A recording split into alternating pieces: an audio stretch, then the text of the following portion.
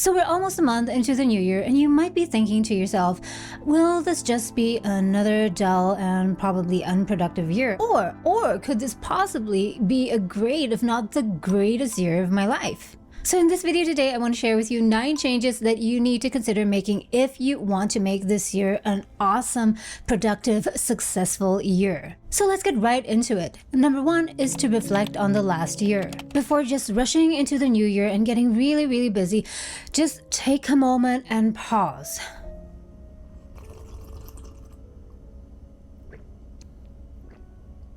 Just give yourself a moment to think about the last year and how it went. Think about all the things that went well, your successes. Despite perhaps some failures and setbacks, there must be a few things that made the last year a great year. Count your successes and count your blessings. This is extremely important because it will put you into the right mindset and mood. If you feel ambiguous about the last year and just think that it's a crappy year, then you'll very likely start the new year on the wrong foot. On the other hand, if you can try and appreciate the last year despite all its shortcomings, that will help you build momentum for this year and start the new year on a high note. It's like waking up after a really good night rest rather than waking up irritated and annoyed. So let the water run under the bridge. Anything that happened in the past year that you regret or that you didn't like definitely will not resolve in an instant. But just try your best to realize that no matter what happened in the past, it's time to move on because there's simply no use dwelling on it.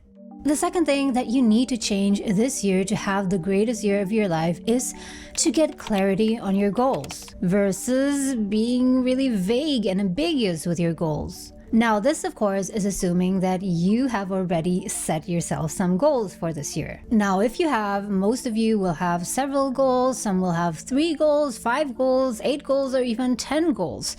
That's all really great, but what you need to do differently this year is to set yourself priorities. Because if you do not have any priorities, but just a bunch of goals, the hard truth is nothing will get done in the end.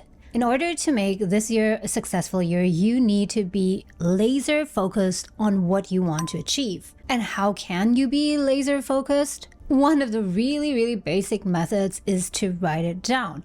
Write down all your goals on a piece of paper or on a notepad and rank all your goals according to their priority. So when things happen, things get busy and rushed, and it comes to the point where you need to make a trade-off, should I work on this thing or on that thing? You know what your priority is. The next thing that you need to change this year to make this an awesome year is to change your social media habits. I know this is gonna be very difficult to do for most people, but if you want things to change, it's very important that you at least try to do a digital detox to some degree at least. It doesn't need to be perfect. If you want to achieve your goals, if you want to go after the things that are purposeful and meaningful to you, you have to avoid anyone, or in this case, anything from sucking away your time. And of course, nowadays, there are so many distractions. And on the other hand, you only have so much energy, time, and especially attention. So many things nowadays are vying for your limited attention, especially social media. Instagram, TikTok, Facebook, X, and what have you not.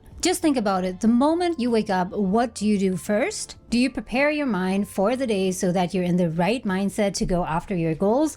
Or is it more likely that the first thing that you're going to do is to take your phone and open Instagram? Also consider when you have spare time in the day, for example, you're waiting for the bus or an Uber, what do you usually do? You pull up your phone and fill in your favorite social media platform. Now, if you want to change your life this year, you got to start and do some kind of digital detox, which means severely limiting your social media use. And you can do it however you like. You can go cold turkey and quit all social media at once, close your accounts, delete your accounts. But I think that in order to get the benefits, you don't even need to go that far. It could be enough to just simply limit your social media use to, let's say, 3 times a day, 5 minutes each. So you can apply whatever rule that suits you. One thing that I've done a few years ago and that I would recommend everyone to try at least difficulties once in your life is I quit Instagram for 2 years. And yes, I even closed my account. I deleted my account and I didn't have access to Instagram for 2 years. And in that time, I got so much done. I finished producing my 2 feature films in which I also acted, and I managed to make my move to Canada, where I'm living now. And guys, I just have to tell you that during that time, I didn't miss Instagram at all. So try it for a while. Either delete your Instagram apps from your phone for a specific time, or just come up with rules for yourself by which you limit your social media use. The next thing that you gotta change is your mindset. When you change the way you look at things, the things you look at change. So last year, many things may not have gone the way that you wanted them to. There was the economy, there were so many obstacles, and this happened. And despite all of these difficulties, which of course are real, in the end, it is a matter of mindset. If right now you feel like your trajectory is going down, whether that's in your life, in your personal life, in your career, or your relationships, then you really need to make radical changes to your mindset. And I think that one of the most important mindsets to changes by far is the victimhood mindset, if this is a mindset that you have. The victimhood mindset is basically a mindset where you always feel like you're the victim of circumstances and you have no control at all to change your situation. Now, you can contrast that to what I call an agency mindset, where you, as a person with autonomy and free will, have control over what happens in your life. This is also what's known as the concept of the locus of control. The concept of the locus of control is a psychological term that refers to the degree to which individuals believe that they have control over the events and outcomes in their lives.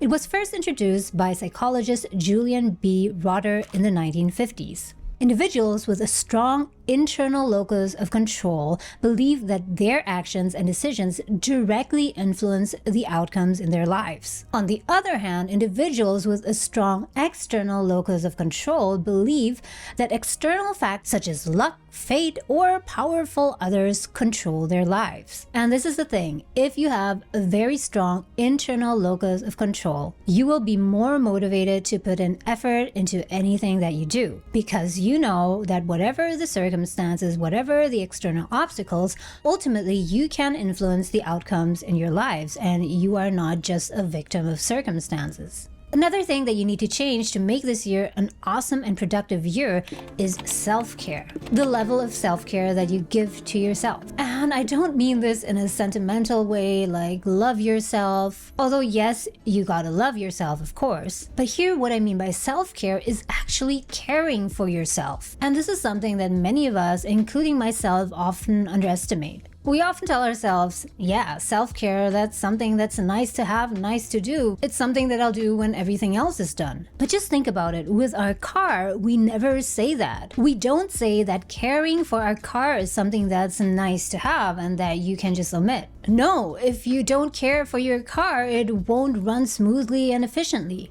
For your car to work well, you need to regularly change the oil, replace air filters, clean it or get it cleaned, and also check if the lights work so you don't bump into something in the dark. So just why don't we afford ourselves a similar level of care? So this year, promise me that you'll stop denying that yes, you do need rest, that you do need more exercise and good nutrition. These are just the basics for you to function well as a human being, and not just on a physical level. Caring for yourself is so important for your mental health. And by that, I don't just mean that it helps you to stay sane, although that's also a thing. But caring for yourself is essential if you want to perform, you want to operate on an optimal level. Last year, in the second half of the year, I actually started to take better care of myself. I started eating better, I started cooking more at home, make more nutritious meals, made sure that I got enough sleep, and believe it or not, my productivity actually started increasing by, I would say, at least 20 or 30%. I just started having more energy, I became more focused and also more alert, my concentration was better. So this year, make that change. Start exercising more and eat right. The next thing that you need to change if you want to make this year a successful year is to plan out your weeks. You may have all these goals and grand visions, but unless you break them down into actionable steps, nothing will ever happen. To achieve your goals, it really comes down to the details. So one thing that has really worked very well for me is to plan out my weeks, meaning that I plan in advance how I want to spend the upcoming week day by day. And after the week has passed, I also track it and see whether I've actually done the things that I promised myself I would do. The week is where the rubber hits the road. If you squander your weeks, you will get nowhere. So starting this year, if you haven't done so already, take some time at the end of each week to plan out the upcoming week. What are you going to do that week to make that week count? And then also at the end of each week, review the week that has just passed, because you really need to hold yourself accountable. Also ask yourself, have I used this past week productively, and what could I change in terms of managing my time to make the next week a more productive week? Try this method for 4 weeks and let me know how it went. The 7th thing that you need to change this year is to stop avoiding the things that you know you need to do. So you have this one big goal, and let's say you had this goal for the last 7 or 8 years.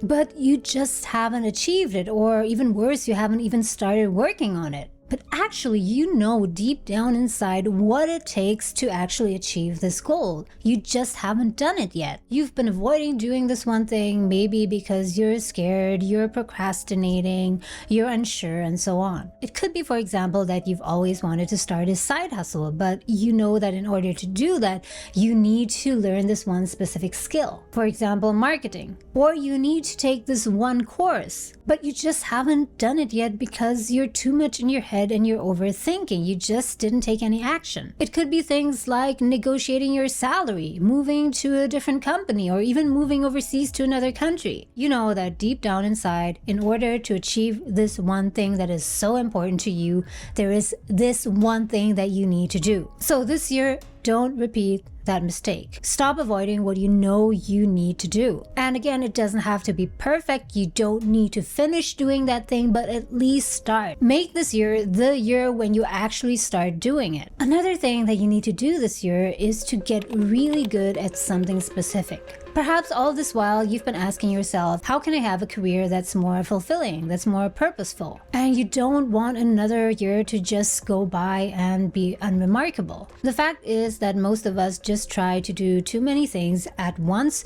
but are never invested in one thing. And because of that, you never really get good at it. So this year, make yourself a promise to become very good at one particular thing, of which you can tell yourself, I'm really better than most people at this. Something that you can be really proud of. And it doesn't have to be a 3-year university course. You don't have to get a PhD. It could be something as simple as learning online, studying by reading books, or watching specific YouTube videos. What is important is that you direct your energy and time towards something that's very specific, towards a certain topic or niche that you want to be very knowledgeable and skillful at. And by doing that, this year will not go by unremarkable, but at the end of the year, you can tell yourself, this year was different. It was actually life-changing. The 9th thing that you have to change this year, if you haven't done it yet, is to start journaling. And this is an especially important tip for those of you who are currently feeling a bit lost in your life. In case you don't have experience with journaling yet, I have to tell you that the process of journaling, of writing down your thoughts, your worries, your concerns, your troubles, is really a big release. I would say that it's even better than talking to a friend, at least for me, because in the privacy of your own home on a piece of paper, you can really write down your true thoughts without censoring anything. And in case you already have the habit of journaling, then continue that. But this year, try and make your journaling more directed. Instead of just randomly listing your concerns, your worries, your feelings down that may possibly lead to nowhere, try and write down your thoughts with the goal of later on organizing those thoughts. And this is how it goes. First, you do a brain dump. You dump all of your thoughts, concerns, problems, worries onto paper. But then from there, you kind of sort your thoughts into different categories. For example, these are my concerns related to my relationships. These are the top points I'm concerned about in my career. These are my top fears related to my finances, and so on. Just doing that alone will make you so relieved. After writing all of that down on paper, you can look at the different categories and tackle them one by one. Look at each category, look at the thoughts, concerns, problems you've written down, and try to journal yourself to a solution to that. So don't just leave your concerns and worries to rot there in your journal, but instead try to come up with a solution for each problem and write it down. Doing this process is so cathartic. It's like you're unloading a big burden. And after doing this for a while, journaling regularly, you will notice that you'll be able to think much more clearly and focused. So guys, what do you think of this list of 9 changes to make this year? Let me know in the comments below which one you found to be the most useful. As always, thank you so much for watching, guys. I wish you an awesome, great, productive, and happy new year. Thank you so much for watching, guys, and I'll see you pretty soon in the next video. Bye.